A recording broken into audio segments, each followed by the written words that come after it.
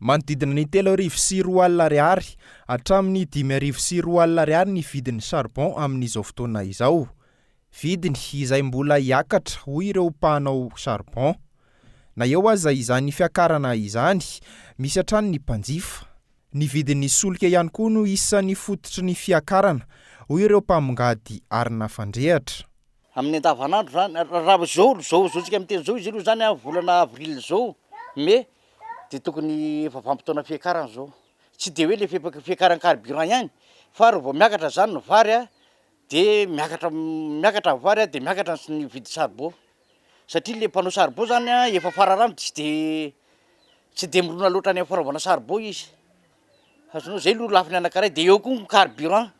Ny carburant zany zao raha vao miakatra ny carburant zavatra rehetrarehetra tokony miakatra hatramina paracétamol ary. Satria mitangina eo ambonin'ny carburant daholo ny zavatra ilainy vahoaka malagasy amin'izao. Ohatran'izay zany zao ny zava-misy aloha. Na eo aza izany, mandray anjara amin'ny fiarovana ny tontolo iainana ihany koa ireo mpanao charbon amin'ny fambolekazo. Tsy ampy anefa izany fa tokony hiditra amin'ny fampiasana fantana mitsitsy ny rehetra mpampiasa charbon raha tena tsy azo ialana izany hoy ny mpiaro ny tontolo iainana. Fantatrako tsara fa ny fantana mitsitsy anankiray dia azo ny tokantrano anankiray voalohany indrindra aloha azotsika zany miaro hazo anankiray.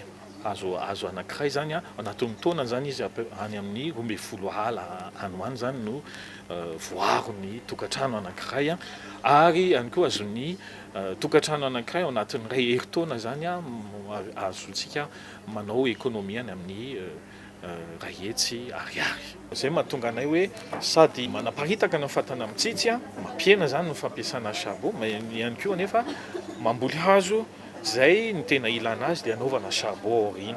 Azonao mba tsy ikitihana le ala velona zany na hoe forêt naturelle. Mahatratra 7 tapitrisa hektara ny velaran-tany amin'ny ala eto Madagasikara, velaran-tany izay tsy mitsahatra ny ahitana fandripahana ala hoy hatrany ny fanazavana. Ary amin'ny vanim-potoana ny krizy no tena ambony ny tahan'ny fandripahana izany ala izany noho ny antony maro samihafa.